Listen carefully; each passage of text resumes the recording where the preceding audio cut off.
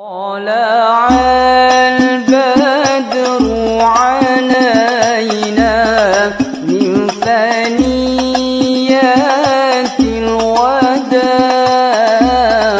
وجب الشكر علينا. Malam Senin, pada malam hari ini kita berjumpa dalam keadaan sehat walafiat. Mudah-mudahan kita dikaruniakan Allah, dimudahkan untuk selalu bersyukur kepada Allah atas nikmat sehat, nikmat aman, tentram, damai, nikmat bisa makan, minum dalam keadaan nyaman.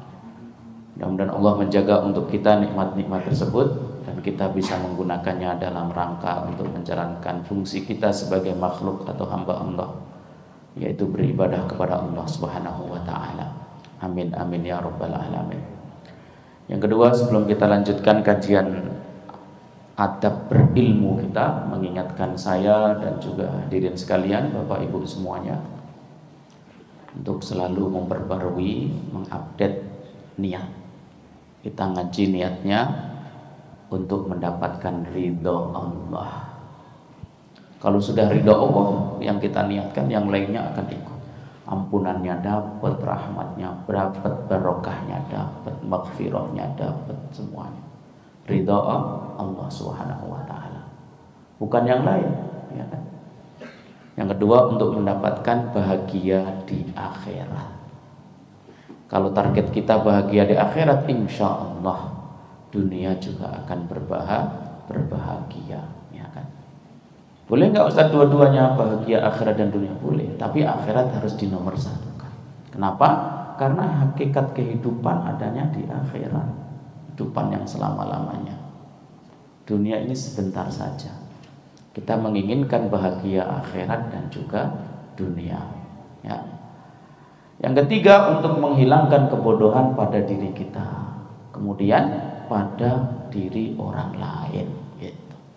Dengan berilmu kita berusaha makrifat Allah Subhanahu wa ta'ala. Setelah itu harus disampaikan kepada orang yang ada di sekitar kita. Apa yang kita sudah tahu, sampaikan kepada yang ada di kanan kiri kita. Yang keempat, untuk menghidupkan syiar Islam dan agama Allah Subhanahu wa ta'ala. Dengan berilmu, Islam ini akan tetap ada, ya kan? Tanpa ilmu udah hilang semua, termasuk agama ini, ya. Hadirin yang dimuliakan Allah Subhanahu wa ta'ala, kembali kepada kitab Adabul Alim wal Muta'allim Al-Imam An-Nawawi. Mudah-mudahan Allah merahmati beliau, memberikan manfaat atas apa yang telah beliau tulis untuk kita semuanya, orang-orang Islam, dan untuk agama Allah, agama Islam ini. Amin amin ya rabbal alamin. Masih pada bab adabul muta'allim, adabnya orang yang ngaji. Muta'allim, ngaji, ya. Kata beliau, wa ya'tani bi tashihi darsihi alladhi yatahaffadhuhu tashihan mutqanan ala syaikhi, thumma yahfadhuhu hifdhan muhkaman, thumma ba'da hifdhihi yukarriruhu marratin liyarsukha rusukhan mutaakkidan, thumma yura'ihi bihaitsu la yazalu mahfuzan jayyidan. Ini yang pertama. Ini bukan yang pertama, ya, udah dari sekian, dari poin-poin sebelumnya udah kita sampaikan. Di sini beliau menyampaikan, hendaklah orang yang ngaji di depan ustadznya atau syekhnya. Jika ada sesuatu yang ingin dihafal, dia tidak boleh menghafal otodidak tanpa ditashih oleh ustadz atau syekhnya. Mentashihnya bagaimana? Dengan cara ustadznya membacakan kemudian mengikuti, atau dengan cara dia membaca didengar oleh ustadznya, dibetulkan mana yang salah. Ini penting sekali. Mohon maaf sekali, banyak sekali yang naik di mimbar baca hadis dari hafalannya. Biasanya khutbah, kalau di Jakarta ini biasanya para khotib khutbahnya hafalan. Kalau di Jawa ada buku. Kebanyakan mereka baca buku khutbah gitu. Yang hafalan ini banyak yang membaca hadis dari hafalannya masih salah-salah. Kenapa? Mungkin saat dia menghafalkannya dia hanya mengandalkan dari apa yang dia baca di buku. Enggak disimakkan kepada ustadz atau syekh yang benar. Akhirnya salah. Jangankan dari hafalan, yang membaca buku saat khutbah pun hadis yang dibaca masih banyak yang salah, Pak. Ini penting sekali. Ya, ini penting sekali. Harus ditasmik istilahnya, disetorkan dulu kepada ustadznya dan syekhnya, dibetulkan oleh ustadznya dan syekhnya, nanti dia baru menghafal sesuai dengan yang diajarkan ustadznya dan syekhnya. Saya kalau ngajarin Quran anak-anak, begitu metode saya. Imma ada kalanya dia yang membaca, saya mendengar dan membetulkan. Ada kalanya saya yang membaca, saya suruh anak-anak mengikuti seperti bacaan saya. Setelah saya ngerasa dia udah benar bacaannya, baru silahkan menghafal tadi yang saya ajarkan ke kamu. Begitu. Itu pun saat dia menghafal masih salah-salah. Kan selesai dia menghafal, kasih waktu beberapa menit atau berapa ini tak maju lagi menyetorkan, itu masih salah-salah. Apalagi kalau dia menghafal dari hasil yang belum disetorkan oleh dia kepada gurunya, makin banyak salah-salahnya. Ya, ini penting sekali. Saat itu kan untuk anak-anak, ya kami mau udah tua-tua nggak perlu kan Ustadz. Kata siapa nggak perlu? Ya kan? Semua ilmu itu untuk semuanya, tidak pandang umur. Ya, tidak pandang umur. Wa yabtadi'u darsahu bilhamdillahi wassalati ala rasulillahi wad du'a'i lil ulama'i wa masyayikhihi wa walidayhi wa sairil muslimin. Memulai belajar dengan berucap alhamdulillah. Alhamdulillah tadi saya sudah memulainya dengan innal hamdalillah wassalati ala rasulillah, kemudian bersolawat kepada Rasulullah. Kemudian wad du'a'i lil ulama'i wa masyayikhi, dengan berdoa untuk kita semua, untuk ulamanya atau untuk kitab yang mana pengarangnya itu kita doakan. Alhamdulillah tadi kita sudah memulai seperti itu juga. Untuk muslimin muslimat semuanya. Kemudian wa walidahi wasairil muslimin, termasuk untuk muslimin secara umum dan kedua orang tuanya. Harus dimulai dengan begitu. Ya. Sebelum belajar, sebelum mengajar, alhamdulillah wassalatu wassalamu ala rasulillah. Kemudian berdoa.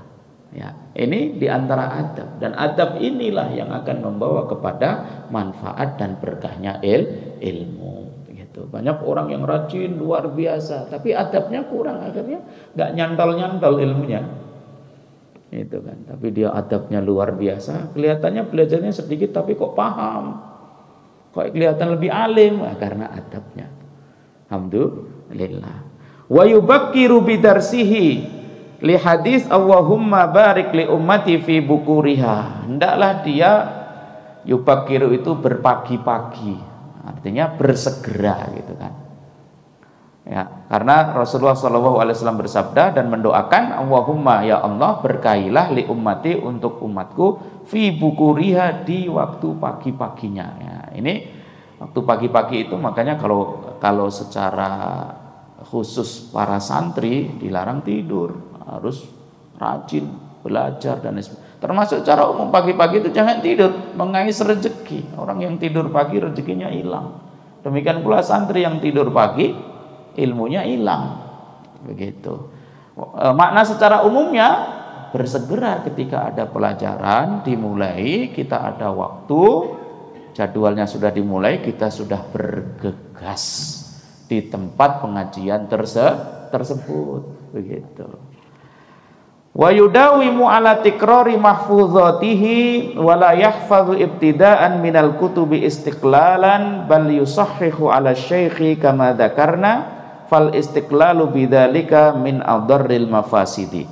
Hendaklah dia mendawamkan, mengulang-ulang terus apa yang sudah dia faham dan dia hafal. Namanya mahfuzat. Bapak Ibu semuanya sudah paham pertemuan hari ini babnya apa, tentang hukum halal dan haram apa saja. Itu diulang-ulang. Makanya yang terbaik itu saat pengajian Pak Bu itu nggak hanya nguping, aduh mohon maaf ini, tapi nulis juga gitu. Ya kan? Makanya yang anak-anak dipaksa untuk nulis, minta ustadznya tanda tangan. Ya kan? Tapi yang sepuh-sepuh mau kita paksa, doh nggak datang lagi nih besok berubahnya nih. Sebaiknya begitu, Pak. Kenapa? Al ilmu soidun wal kitabatu qaiduhu qayyid suyudaka bil hibalil wasiqah. Ilmu itu ibarat binatang buruan. Nulisnya ibarat tali yang dipakai untuk nyancang binatang buruan tadi. Anda ke hutan berburu dapat kancil. Ya kan? Anda kan mau berburu lain, dapat satu kan ditaruh, mau berburu lain. Kalau barang yang diburu dan berhasil diburu tadi enggak dicancang, diikat pakai tali, dicancang di pohon, ucul, hilang lagi. Ya kan? Maka dicancang dulu biar enggak ucul dan enggak hilang. Demikian pula ilmu. Ya kan? Ibarat binatang buruan tadi, kita udah dapat, udah paham. Ya, majelisnya udah paham nih. Tapi karena nggak dicancang, nggak diikat, nggak ditulis, itu maksudnya. Akhirnya keluar dari sini hilang semuanya. Tapi kan lumayan Ustaz, udah dapat barokah dan pahala, ya udah dapat. Tapi jangan merasa puas dengan hanya dapat barokah dan pahala, kan begitu. Ya, jadi sebaiknya memang begitu. Wah, kalau ada tulisan kan besok-besok lagi. Ustadznya ternyata datang terlambat atau enggak datang. Padahal di hari itu ada jadwal.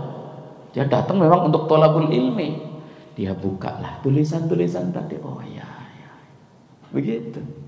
Ya kan? Lanjut, wala yahfadhu ibtida'an minal kutubi istiqlalan. Tidak diperkenankan dia menghafal dari hasil bacaan bukunya secara sendiri. Ini sama dengan yang pertama tadi. Dia membaca memang bisa, apalagi sekarang teks-teks Arab ada di Indonesia kan tulisannya. Ya kan? Kata Syekh An-Nawawi, tidak boleh dia menghafal dari hasil bacaan dia sendiri. Bal yusahhihu ala syekh, tapi dia harus mentashihkannya kepada syekh, gurunya. Fal istiqlalu bidzalika, kalau dia membaca sendiri kemudian dari hasil bacaannya sendiri dia berusaha menghafal, min adarril mafasidi, termasuk kerusakan yang membahayakan. Yang tadi saya bilang udah ditashih oleh kita, oleh syekhnya, dia suruh menghafal, hasil hafalannya pun masih salah-salah. Apalagi kalau tidak ditashih, kecuali syekhnya sudah percaya, oh orang ini udah pinter baca sendiri, syekhnya udah percaya gitu. Maka ketika syekhnya udah mempercayai tersebut, silahkan menghafal sendiri, karena mungkin waktunya mepet. Nanti saat setoran hafalan tersebut, baik Quran, baik hadis, baik halal dan haram, baik matan dan lain sebagainya, baru diperbaiki. Begitu. Masya Allah. Wa ila hada asyarul Imam Syafi'i, oleh karena itu Imam Syafi'i berkata begini, man tafaqqaha minal kutubi dayya'al ahkama. Man tafaqqaha, barang siapa belajar fikih, minal kutubi, dari kitab secara langsung, tanpa ada gurunya, tanpa ada syekhnya, tidak diperdengarkan, tidak ditashih oleh guru dan syekhnya, dayya'al ahkama, dia menyia-nyiakan hukum fikih tersebut. Masya Allah. Ada yang lebih dahsyat lagi. Siapa yang belajar tanpa guru, pernah mendengar pasti kan? Maka gurunya adalah Masya Allah. Ya, bukan langsung setan dia berguru dengan setan, bukan, tapi salahnya itu yang takut bisa menjerumuskan kepada kesalahan dan bahaya, kan sama dengan setan kan. Ya, Masya Allah. Kemudian wayang bagi an yabda'a min durusihi 'alal masyayikh, dia seyogyanya. Nah, ini Syekh mengulang-ulang terus, hampir sama, redaksinya aja sedikit berbeda. memulai pelajarannya alal masyayikh, di hadapan ustadznya, di hadapan syekhnya. Wa fil hifdzi wat tikrari wal mutalaati bil ahammi fal ahammi. Kemudian setelah ditasih kepada syekhnya, dia mulai menghafal, mengulang-ulang, wal mutalaati, menelaah, bil ahammi, dengan tema-tema yang paling penting terlebih dahulu, fal ahammi, kemudian yang lebih penting-penting lagi setelahnya. Ini harus bisa memilih-milih hadirin. Ya. Wa awwalu ma yabtadi'u bihi. Nah, ini kemudian Syekh menjelaskan mana yang paling penting terlebih dahulu, yang harus dimulai untuk dipelajari. Kan tadi beliau sampaikan ngajinya kepada Syekh, ngafal, kemudian menyetorkan, kemudian mulai mempelajari yang terpenting-penting terlebih dahulu. Kemudian beliau melanjutkan, wa awwalu ma yabtadi'u bihi, dan pertama kali yang harus dia lakukan untuk dipelajari adalah hifdzul Qur'anil Aziz, Al-Qur'an. Dengan tahapannya, belum bisa baca berarti belajar membaca. Sudah bisa baca berarti diperbaiki lagi bacaannya sesuai dengan tajwidnya. Praktek tajwidnya sudah pinter berarti dilanjutkan lagi menguasai teori tajwidnya. Hukum ikhfa'nya, ada ikhfa' hakiki, ikhfa' syafawi. Hukum idghamnya, idgham bi gunna, idgham bi ghairi gunna. Hukum iqlabnya, ada hukum mim sukun, ada hukum lam sukun, ada hukum ro, dan seterusnya. Sudah menguasai tajwidnya, meningkat kepada menghafal. Sudah hafal Al-Ikhlas, lanjut Al-Falaq dan An-Nas.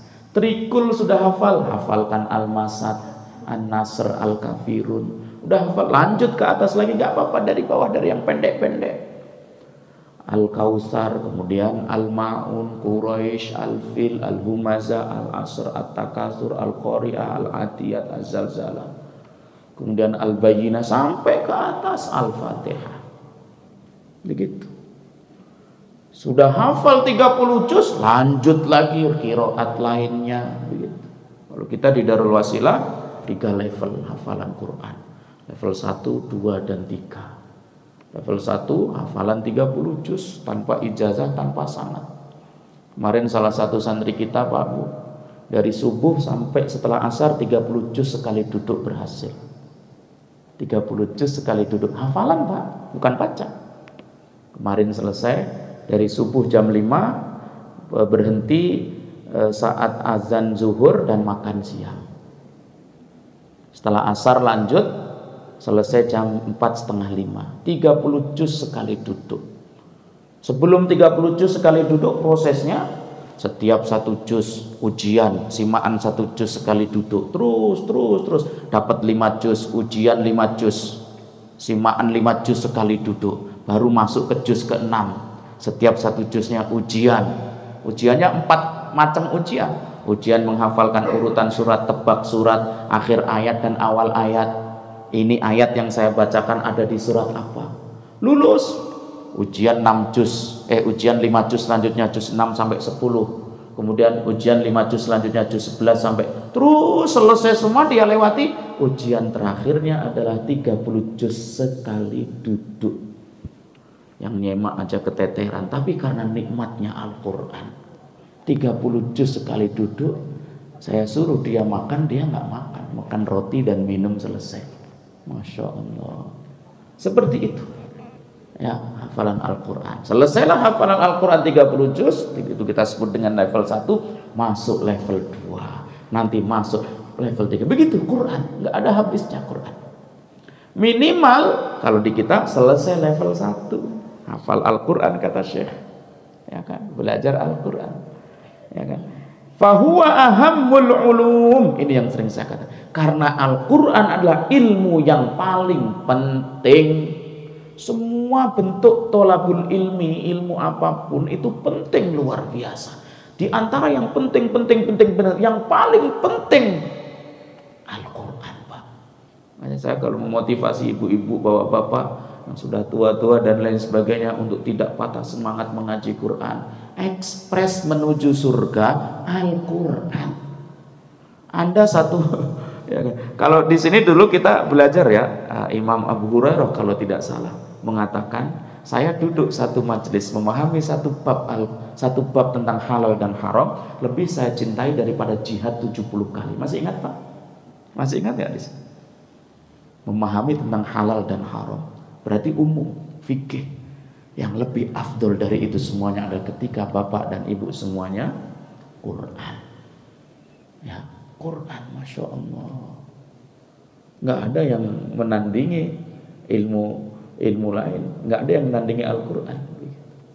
Masya Allah. Fahuwa ahammul ulum, ilmu yang paling penting. Wa kana salafu, ini salaf kita, orang-orang salaf itu maksudnya sahabat, tabi'in, tabi'ut tabi'in, orang-orang zaman awal-awal. La yu'allimunal hadis, nggak mau ngajar hadis kepada santrinya. Wal fikha, juga nggak mau ngajarkan fikih kepada santrinya. Illa liman hafizul Quran, kecuali santri tersebut sudah hafal Quran. Masya Allah. Ini saya coba terapkan Pak. Kita sedikit merintis pondok pesantren, ya kan? Dengan kurikulum kita bikin sendiri. Kurikulum pertama, 1 tahun pertama targetnya selesai Al-Quran 30 juz. 1 tahun kedua targetnya menguasai bahasa Arab. 1 tahun ketiga targetnya ilmu syar'i yang lainnya, fikih, tafsir dan lain sebagainya. Tapi yang paling utama ini Quran. Kemudian bahasa Arab. Bagi saya, kalau kata saya, orang ngapal Quran tanpa ngerti bahasa Arab, wah, hilang itu manisnya, hambar. Atau pinter bahasa Arab tapi Al-Quran nggak hafal, aduh, rugi sekali orang. Kalimat mufradat terbanyak ada di Al-Quran. Quran dan bahasa Arab harus selalu berjalan sama-sama, ya kan? Maka kemarin saya ikut pelatihan dai yang disampaikan diinisiasi oleh DMI, Dewan Masjid Indonesia Jakarta Utara. Alhamdulillah bagus, saya menilai luar biasa. Dan ada catatan yang sangat penting yang ingin saya sampaikan. Ini para dai yang naik mimbar, plus dia akan ngimami, karena biasanya khutbah itu suruh ngimami. Ada dai saat suruh ngimami nggak mau, ya kan? Ada pula yang ngimami tapi saat khutbah nggak bisa juga. 2 harus menjadi syarat utama, Quran dan bahasa Arab. Masya Allah. Tak sengaja tadi ya saya mendengarkan video salah satu syekh dari Azhar menyampaikan perkataan salah seorang ulama namanya Al-Asmu'i. Beliau mengatakan, inna akhwafa ma akhafu ala talib, yang paling saya takuti kepada siapapun yang belajar ilmu, ya kan?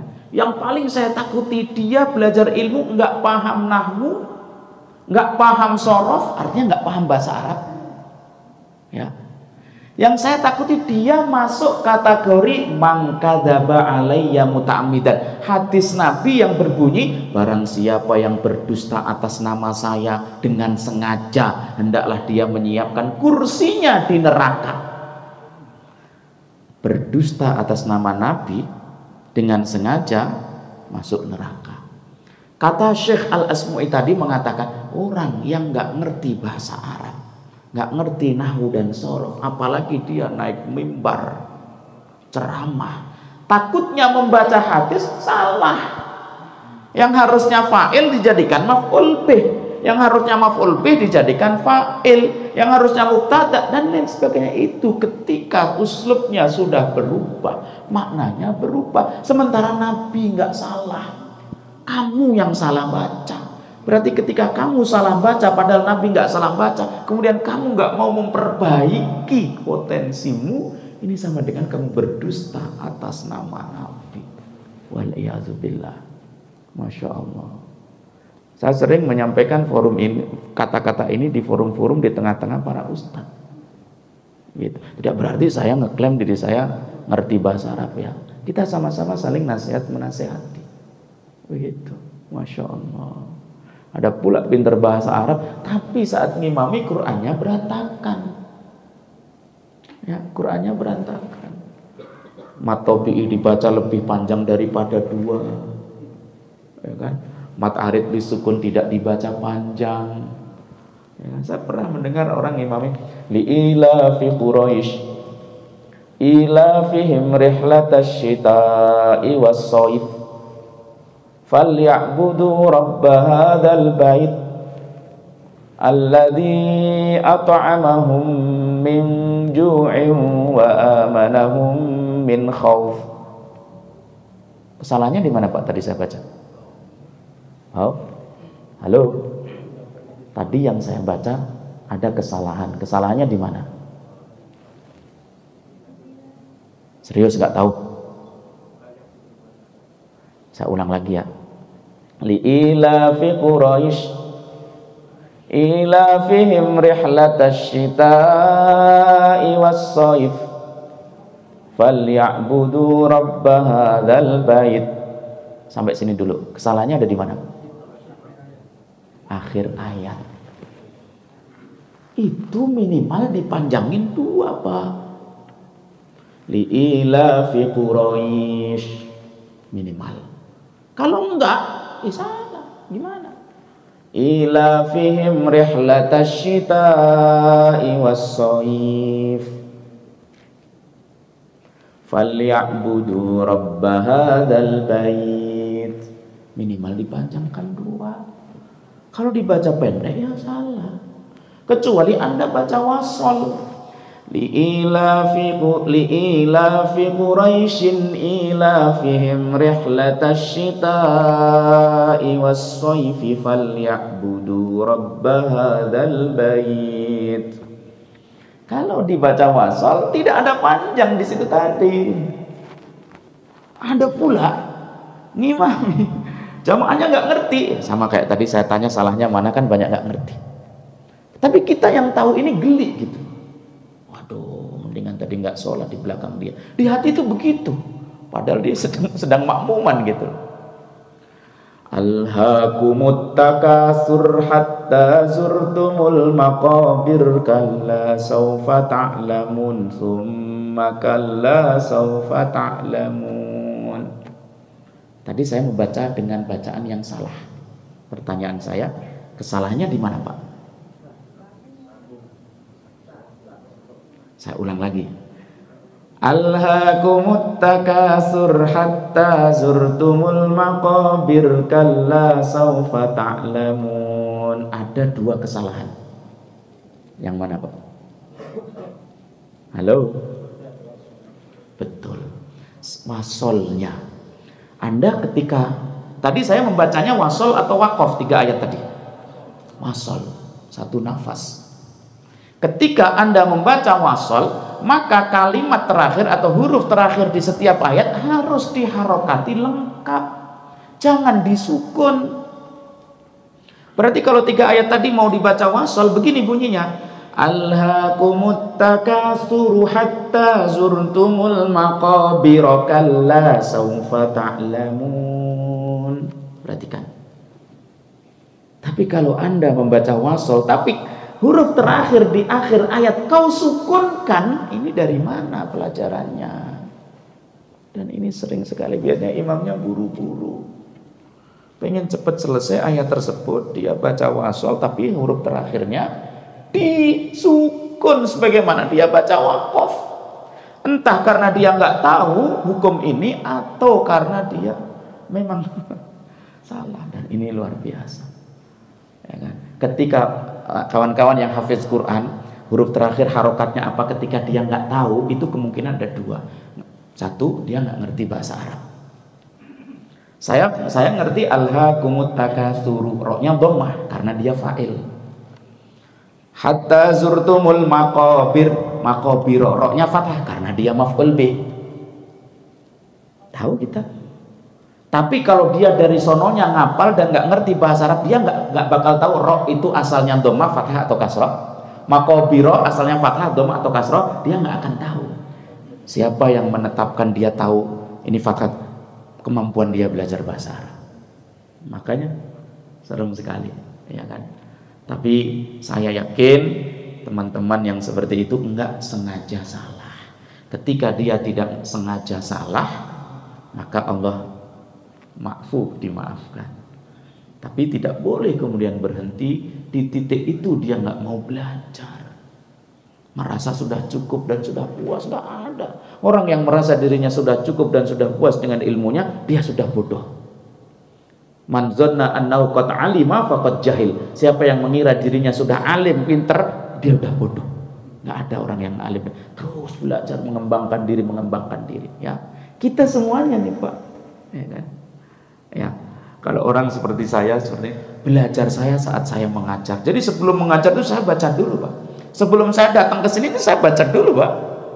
Jangan kira Ustadz kan ngerti bahasa Arab berarti langsung datang. Enggak, baca dulu, minimal setengah jam saya baca dulu, ya kan? Seperti itu. Disitulah kita mengetahui dan kita belajar dan seterusnya. Masya Allah. Ya, ulama salaf kita tidak mau mengajarkan kepada siapapun Quran, tidak mau mengajarkan hadis, nggak mau mengajarkan fikih, tafsir apapun sebelum yang diajarkan hafid Quran. Masya Allah. Jadi kira-kira kalau beliau-beliau hadir di sini melihat bapak-bapak, mau nggak beliau-beliau duduk begini? Seperti itu Pak. Begitu pentingnya Al-Quran. Ini bukan ngejek atau merendahkan Bapak Ibu hadirin sekalian, tapi ingin mengangkat, memotivasi. Bapak Ibu nggak boleh merasa apa, udahlah Ustadz udah tua begini saya zikiran sajalah. Zikiran memang berpahala Pak, tapi kalau mau pengen pahala lebih dahsyat lagi, Quran Pak. Masya Allah. Jika Anda kuat zikiran 1 jam, membaca contohnya subhanallah, subhanallah, astagfirullah, astagfirullah, selama 1 jam. Bandingkan 1 jam itu Bapak berusaha untuk menghafal Quran, mempelajari Al-Quran, pahalanya banyakkan mana? Masya Allah. Quran yang akan lebih banyak sekali pahalanya. Seperti itu. Jadi semangat Bapak-bapak. Ketika ada kesempatan halaqah Quran, majelis Quran, ya jangan lihat umur Bapak, datangi itu, ya, suruh anak dan cucu kita pergi untuk ngaji Quran. Kalau tidak salah saya pernah menyampaikan di sini juga, di hari kiamat nanti Pak, ada kedua orang tua yang kaget. Kedua orang tua kaget kenapa? Kok tiba-tiba dimasukkan ke surga, dipakaikan mahkota? Dia kaget, dia ngerasa amal saya apa? Perasaan dulu di dunia biasa-biasa saja. Dia bertanya, apa yang membuat saya dimuliakan di surga ini? Kemudian dijawab pada dia, karena kamu mengantarkan anakmu sehingga anakmu pinter Quran. Noh Pak, sehingga cucumu pinter Quran. Jadi mohon maaf, aktivis masjid, jamaah pengajian masjid, kok punya anak cucu dibiarkan nggak ngaji Quran, rugi. Ya, harus diseret ngaji Quran. Paksa dong Ustaz, paksa untuk ngaji Quran. Kalau saya kadang berbeda pendapat dengan istri saya. Anak-anak ini jangan dipaksa bah, kata dia. Biarlah dia main. Kalau nggak dipaksa dari kecil, nanti gedenya nggak bakal mau. Dari keterpaksaan itulah menjadi keterbiasaan. Gitu. Ya kan? Kita mau datang begini karena keterpaksaan awalnya. Kalau nggak mulai-mulai nggak bakal bisa kita duduk nyaman begini. Berat sekali. Coba tanya teman-teman yang belum datang pengajian, berat sekali mau memulai itu. Harus apa? Dipaksa dulu. Begitu. Kebaikan ini harus dimulai dengan keterpaksaan. Walaupun keterpaksaan itu nggak baik ya, tapi harus dimulai dengan begitu, di waktu yang sama, sambil berjalan waktu. Diperbaiki niatnya, bawa ke masjid, jamaah, thalaqul ilmi, ngaji Quran, bukan karena terpaksa, tapi karena Allah. Itu sambil berjalan waktu. Di kitab ini kita udah jelaskan, ya kan? Keterpaksaan dia dalam melakukan kebaikan itu sebuah kebaikan. Ya, kemudian kita arahkan dia bahwa Quran, ilmu, masjid itu harus karena Allah Subhanahu wa Ta'ala. Masya Allah, semangat bapak-bapak semuanya. Ya, setelah menghafal Quran baru yang lain, kata beliau, wa ba'da hifdzil Quran yahfadzu min kulli fannin mukhtasaran. Baru mempelajari yang lain. Begitu. Ya. Jadi Pak, Bu, ketika ada tabrakan antara jadwal Bapak Quran dengan jadwal ngaji yang lain, mana yang harus diprioritaskan? Quran. Ketika dua-duanya bisa dipelajari, oh Qur'annya jam 1 sampai jam 2. Kemudian ada kajian hadis lagi jam 2 sampai jam. Ikuti semua. Apalagi Bapak Ibu lagi nganggur begitu. Masya Allah. Ya. Fa ini tamada syaikhan fi fannin wa kana la yata'adzab bi qiraati dzalika fanni ala ghairihi. Tadi Syekh mengatakan harus ngaji dengan syekh, dengan ustaz. Oke. Ketika ustaz tersebut menjadi rujukan oleh Bapak Ibu atau santri, oke. Wa kana la yata'adzab. Kemudian syekhnya tadi tidak merasa keberatan kalau Bapak Ibu ngaji ke syekh lain. Ya. Ketika syekh yang pertama tadi nggak keberatan, maka silahkan ngaji ke syekh yang kedua, ketiga, keempat silahkan. Tapi kalau syekh yang pertama keberatan, maka jangan lakukan. Walaupun seharusnya syekh yang pertama tadi tidak keberatan, tapi kita sebagai thalib, santri, orang yang ngaji harus ngerti. Ya, ini sering saya sampaikan. Ada adab syekh, kiai, ustadz, mu'alim, ada adab santri, muta'alim. Ya, ini jangan saling menuntut, tapi harus saling memahami. Syekh tidak boleh merasa sakit hati ketika melihat santrinya ngaji di tempat lain. Tapi ketika santri tersebut ngaji di tempat lain, syekhnya merasa keberatan, santri harus ngerti. Ya udahlah, kayaknya Ustadz saya nggak mau kalau saya ngaji tempat lain. Buktinya mukanya cemberut dan ya udah. Dan dia harus ngerti. Walaupun syekh tadi secara adab tidak boleh melarang santri untuk ngaji di tempat lain, seakan-akan hanya dia yang pinter, nggak boleh. Begitu. Sama halnya ketika syekh harus dihormati, dimuliakan karena dia ilmunya dan lain sebagainya. Tidak boleh syekh tersebut menuntut untuk dihormati, digelarkan karpet merah saat dia mau pengajian. Nggak boleh. Kalau nggak dicium tangannya nggak mau ngajar. Nggak boleh begitu. Ya kan? Apalagi sampai nuntut-nuntut dia harus ngesot-ngesot di depannya, nggak boleh. Tapi santri harus ngerti gitu, bahwa dia harus menghormati orang yang berilmu begitu. Ya, wala yahtaqiranna faidatan yaroha aw yasma'ha fi ayyi fannin, karena tidak boleh dia menyepelekan satu faedah ilmu yang dia dengar dari seni keilmuan apapun. Fikih lah, hadis lah, tafsir lah, atau bahkan ilmu-ilmu dunia. Kata beliau, bal yubadiru ila kitabatiha, hendaklah dia bersegera untuk mencatatnya dan menulisnya dan mengulang-ulang lagi. Masya Allah. Ya. Bahkan dia harus mengajak teman-temannya untuk melakukan hal yang sama. Masya Allah. Hadirin yang dimuliakan Allah Subhanahu wa taala. Selanjutnya tentang adab yang dimana seorang alim dan muta'alim harus memiliki kedua-duanya. Ya, ada adab khusus untuk alim, mu'alim, murabbi, syekh, kiai, ustadz. Ada adab khusus untuk muta'alim, mutarabbi, tilmid, murid, talib. Ya, tadi kita sampaikan terakhir itu yang khusus untuk talib, murid, muta'alim, ya, tilmid. Ya. Ada pula yang adab ini kedua-duanya harus memiliki, baik yang alim, muta'alim, mu'alim atau murabbi atau mutarabbi dan seterusnya. Apa saja yaitu? Yang pertama, wala yas'alu ahadan ta'annutan wa ta'jizan, fasailu ta'annutan wa ta'jizan la yastahiqu jawaban. Tidak menanyakan sesuatu kepada orang lain dalam rangka untuk merendahkan orang lain, atau untuk ngejek dia, atau untuk menandingi dia. Nggak boleh. Karena pertanyaan yang modelnya seperti itu nggak butuh dijawab. Masya Allah. Yang kedua, wa an ya'taniya bitahsilil kutubi syira'an wasti'aratan. Hendaklah dia memberikan kepedulian untuk membeli buku. Nggak punya duit, meminjam. Nggak bisa minjam, menulis. Jadi menulis itu yang terakhir. Ya, nah, kalau bisa punya buku, maka nggak rugi Pak Bu. Uang yang kita belanjakan untuk beli buku nggak rugi. Itu menjadi warisan terindah untuk anak cucu kita. Ya kan? Pak Ustadz, saya nggak bisa bahasa Arab, masa harus beli bahasa Arab? Beli yang original. Semua ilmu-ilmu keislaman itu berbahasa Arab Pak. ya kan? Yang sudah terjemah ke bahasa Indonesia boleh-boleh saja, tapi usahakan beli yang original, yang berbahasa Arab, ya kan?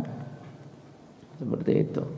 Untuk apa? Untuk menyemangati diri kita mempelajari bahasa Arab. Anak cucu kita melihatnya semangat semua, gitu kan? Ya, ini. Kemudian wala yartadul isti'arata ma'a imkani tahsilihi milkan. Tidak boleh dia meminjam kalau dia mampu membeli. Ada yang merasa irit, hemat, kan teman saya udah punya, ngapain saya beli, pinjam aja. Padahal dia mampu membeli.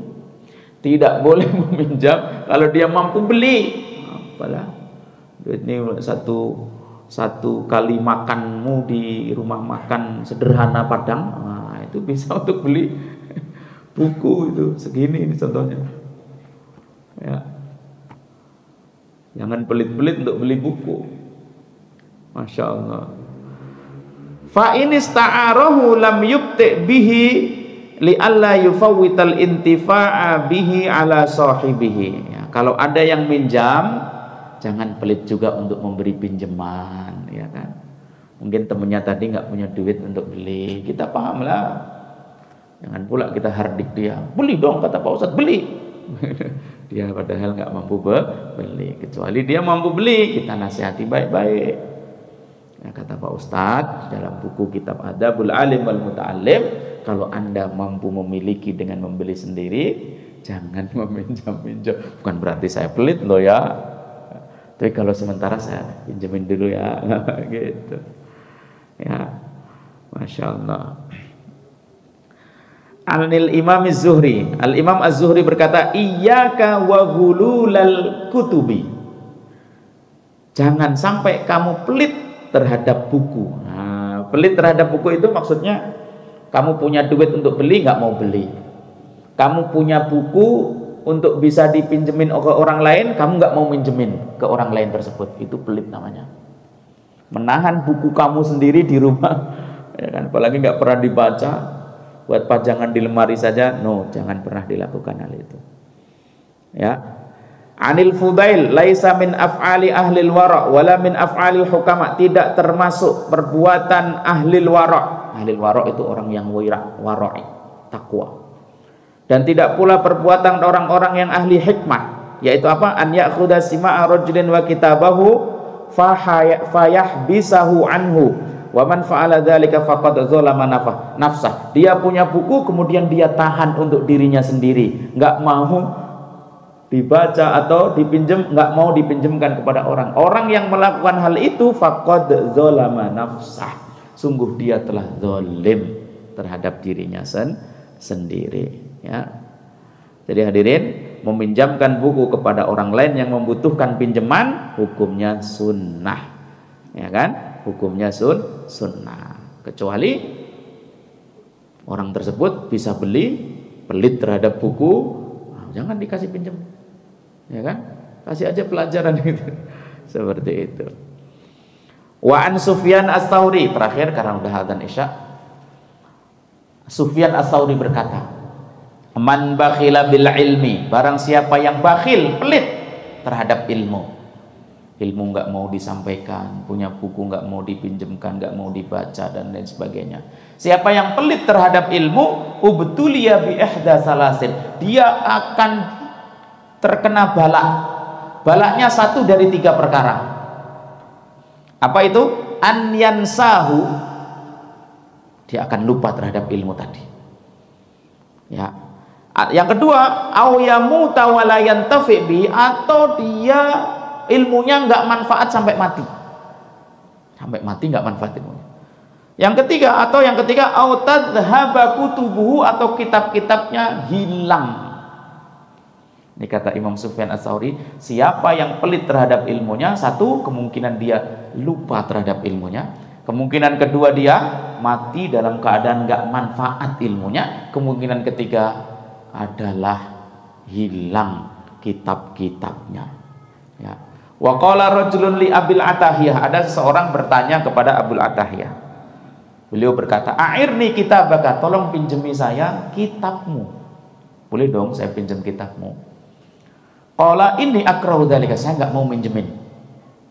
Faqala, kemudian orang yang mau pinjam tadi berkata, "Ama alimta annal makarima mausulatun bil makarihi?" Tidakkah engkau tahu wahai Abul Atahiyah bahwa sesungguhnya makarim, kemuliaan-kemuliaan itu akan tersambung bil makari, dengan sesuatu yang kau nggak suka itu tadi. Dia nggak suka minjemin buku, padahal kemuliaan akan dia dapatkan ketika dia melakukan yang nggak dia suka tadi. Akhirnya apa? Fa'a'arohu, dia mau meminjemin bukunya kepada orang yang minjem tersebut. Dan yang terakhir, wa yustahabbu syukrul mu'iri li ihsanihi. Hendaknya dia berterima kasih kepada orang yang meminjemi buku kepada dia tadi. Anda dipinjemin buku, berterima kasih kepada dia. Segera dikembalikan ketika sudah selesai dan sudah dibaca. Ucapkan terima kasih, syukron, jazakallahu khairan kepada orang yang meminjamkan bukunya kepada Anda. Demikian adabul alim wal muta'allim, hampir setengah kitab. Setengah kitab ini adabul alim wal muta'allim.